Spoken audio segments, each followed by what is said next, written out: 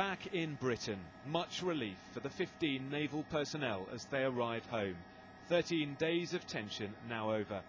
But only now, with them safely back on British soil, can we reveal the true extent of the group's operation in the Gulf.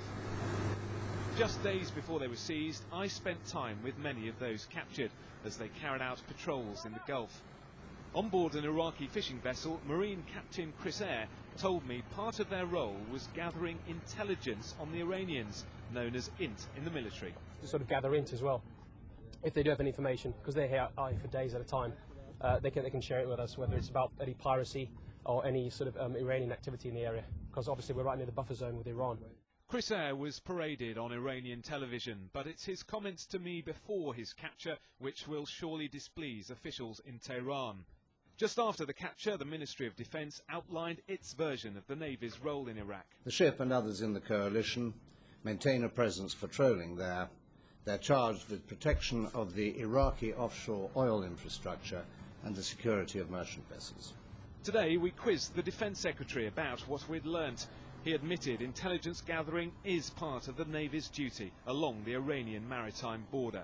The UN mandate would clearly empower the military, or part of the task force, to gather information about the environment in which they were working, and it's very important to have that information, because that information then informs the way in which we keep our people secure as they work in it. The Marine also disclosed that the captain of the boat we were on said the Iranian military was illegally boarding Iraqi boats. This dhow had been robbed by some Iranian, some soldiers about 3 days ago. They had some money taken off them, and apparently that's happened quite a lot of times in the past. So it's good to gather INT as well on the Iranians.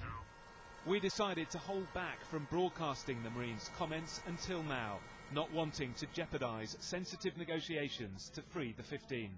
There must have been, all the way through this difficult episode, a temptation among some of the hardliners to use any pretext. So if they had heard the word intelligence used on British television, then they could have taken it and made this a much more difficult situation to resolve.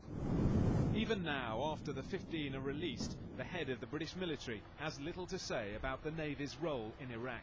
When we're engaged in operations, we don't like everyone to know the details of what we're doing, and we never discuss operational details. So I'm aware you get these snippets from time to time, but you can't expect me to talk about them. During the 48 hours I was with them, the naval personnel were in no doubt of the dangers they faced, telling me the threat in the Gulf was very real. But we're not sort of complacent about what we do, so we make sure that we do take all the necessary security measures before just jumping on a dhow. We'll assess the situation and make sure it's secure before I come on board.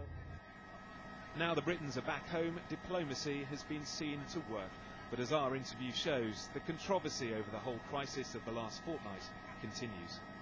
Jonathan Samuels, Sky News, Devon.